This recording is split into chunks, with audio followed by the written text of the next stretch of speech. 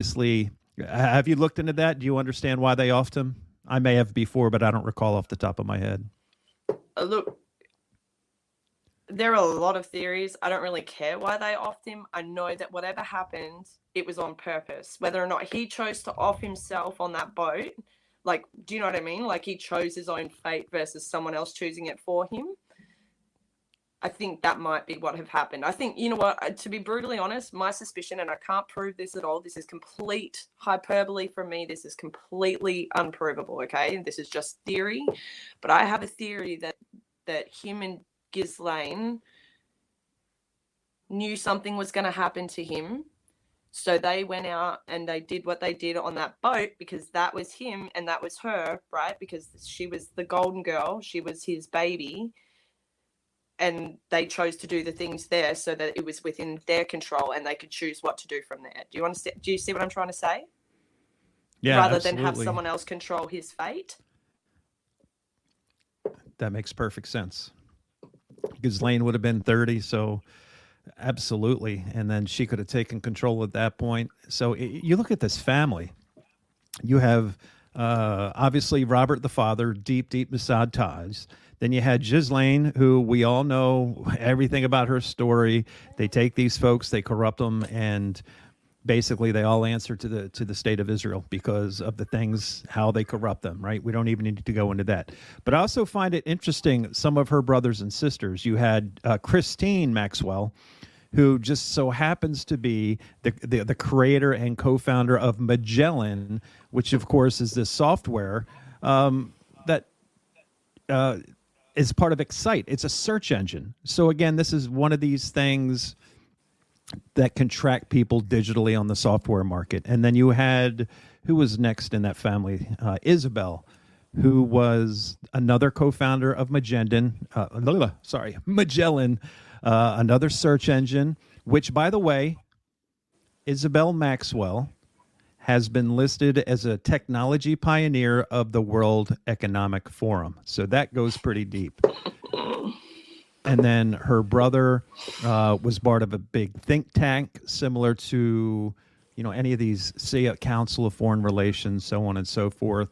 I think Kevin was the only one. I think Kevin was the one that kind of took the fall for his father's publishing business, and he went bankrupt. And then the other one was Ghislaine, of course. So that family, and she went to jail for sex trafficking. What a family! Yeah, I mean, that's be related.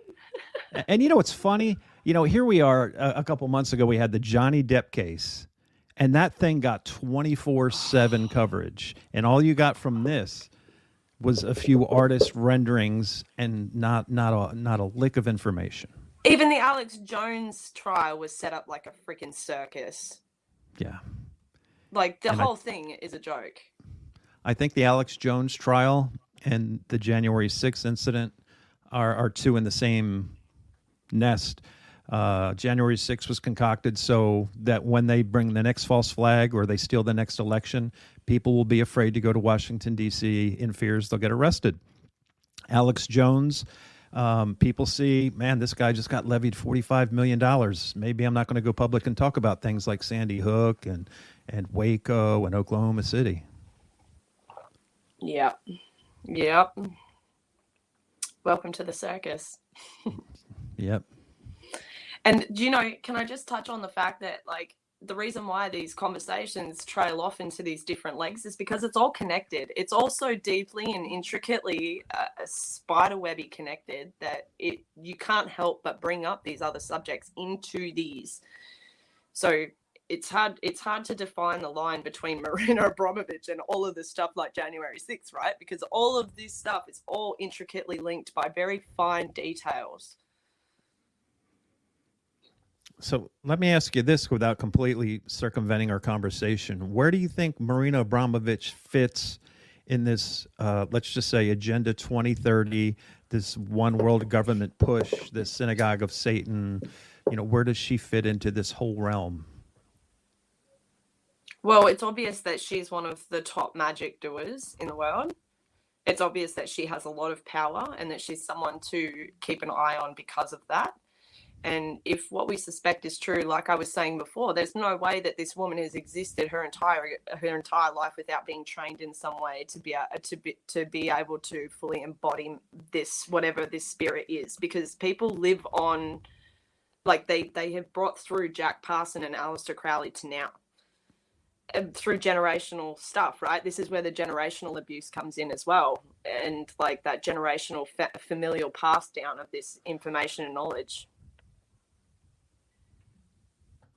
That's a really good point, and something that I think we shouldn't turn our backs on either is if you look at the date all this stuff was going on with Babylon workings and Jack Parsons, you got to remember this was right after World War II. And what were some of the rumors? And again, this is something I don't think I've even really touched on these few years I've been doing podcasts. So let me ask you this: what are your thoughts on the Nazi regime and nationalist socialist Germany having this type of magic that was maybe pulled from them and given to us? Do you think there's any, we hear the stories all the time. Do you think there's anything to that? Or do you think this is something completely unrelated? It's not unrelated at all. It's just that is one of the muddiest parts of our history at this point in time. Like people like me, so people that have been fighting this vaccine stuff, right? They've been screaming Nuremberg trials and like, this is like Nazi Germany. So it's hard for me to question Nazi Germany after having been confronted with those perspectives over the last 2 years. But before I had these thoughts, like before this last 2 years or so, I had been looking into Nazi Germany and everything associated with them, trying to work out what the history was. Because if you think about it, it's like everything else in our history, right? If they rewrite history according to the winner, because we're obviously not the winners, we didn't win shit, right? We haven't won anything, because look at the world we exist in. Like this is completely the opposite end of where I would want to be personally, and I can imagine that there's a large majority, if not a lot of the population on this earth would feel the same way. So when you follow that trail, it's hard to say who's telling the truth, right? I've read lots of things that say that Nazi Germany was Nazi Germany as we know it, right? That we killed all the Jews, that we did all this. Then on the other end, I hear other people talk about the fact that like everyone assumes that everything bad that's happening now is because of the Jews. So why wouldn't it make sense that these people lied about being persecuted then, so that they could keep getting money and stuff now, and so that they could have that shelter of victimhood to hide their crimes? Because what better way to hide your crimes than act like a victim when you're actually the perpetrator? So when you ask me about Nazi Germany, the reason why I hesitate is because whilst there is rumors of esoteric stuff happening there, and there is records of these people being extricated to countries like ours, because that's my home country too, but also to Australia through what people don't really talk about, like Operation Paperclip was America, Operation Matchbox was here in Australia. So these people were placed strategically throughout our world. Whether or not that was because they were specifically Nazis, or were they magicians, or I don't know. I don't know the answers. Like I said, that's one of the muddiest periods in history. So most of it would be speculation from my point of view, right? And it's a really tough question because it's so deep and there's so many details that people miss because they're so blinded by the fact that they've promoted that all these people died over the top of it. So again, I refer to that shelter of victimhood. All great points. And we really, on my radio show, we touched on that a lot this week. A very interesting subject. Because listen, World War II, you had 50 million people die around the world. So, but what did they die from, George? What did they die from? Exactly. Most of it was like dysentery. Typhus was a huge killer during World War II. It was just like World War I. The people got so sick in the trenches with all the trench warfare, not to mention all the people who got that jab in Fort Riley, Kansas in 1917, and then they sent them up to spread the illness. And, they were also drugging them up to the eyeballs with heroin and speed. Have you ever seen the documentary called Heil Hitler? or excuse me, High Hitler. A lot of the German Maybe. soldiers, yeah, Explain it. Tell me. High Hitler, and it's about the German military and amphetamines. Oh wow. See, and amphetamines are one of those things, right? It's one of those things that's been talked about how it like cracks that superficially, of course. I'm not talking about you go and use crack. That's not what I'm saying. But Right. amphetamine specifically alters the brain to the point where it's like you can disconnect emotionally but still have the logical thinking if you're within a certain range, right? I'm not talking about like I shouldn't say crack. I'm not talking about crack. I'm talking about amphetamines because there's something to do in like MK Ultra studies and stuff. They've got whole programs that were solely dedicated to amphetamine use in and how it affects the human brain and like what parts of the brain it lights up versus not and stuff. It's really interesting. That's all good stuff. Hmm. So one of the things when we were talking about Marina Abramovich, one of the things that really threw a big flag when you look at her biography, it goes like this: Abramovich was born in Belgrade, Serbia, which has quite a history. I mean, that neck of the woods, while it was still part of Yugoslavia, and obviously that part of the woods was responsible for the kicking off of World War One.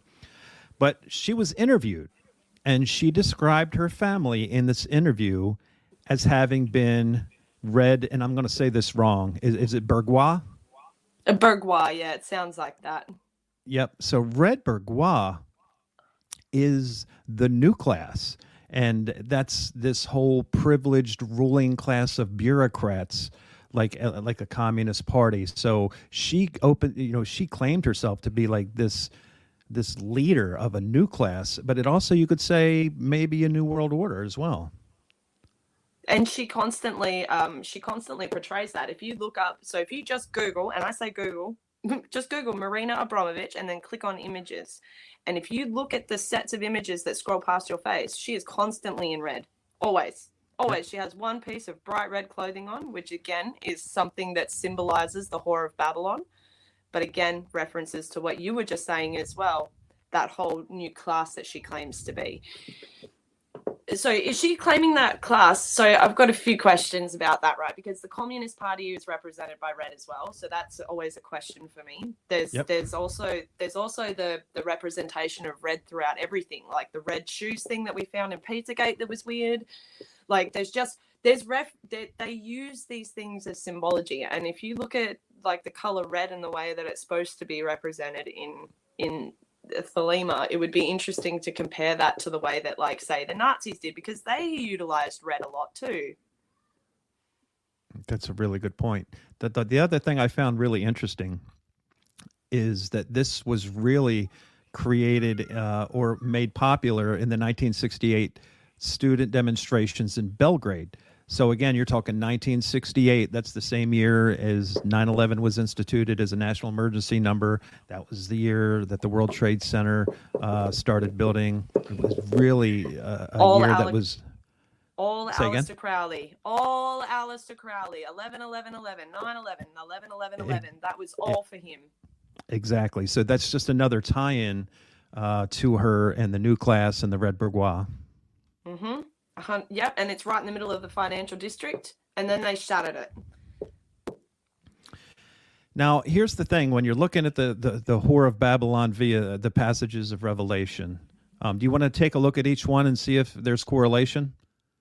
Please, let's. Okay, so it's obviously the great whore of the book of Revelation is featured in Revelation 17. So, verse 1, and there came one of the seven angels which had the seven vials, and talked with me, saying unto me, Come hither, I will shew unto thee the judgment of the great whore that sitteth upon many waters. It's so coded, isn't it? Listen, I just want to say something while we're referencing the Bible. Yeah, sure. It just because of what we talked about the other day, I really feel like we really need to question this book in certain ways. And I don't say that loosely. I I've really cracked down and I've really started knuckling down into the Bible to try and work out what's going on. Do you know what I mean? I'm not a Hmm. scholar or anything, and I am very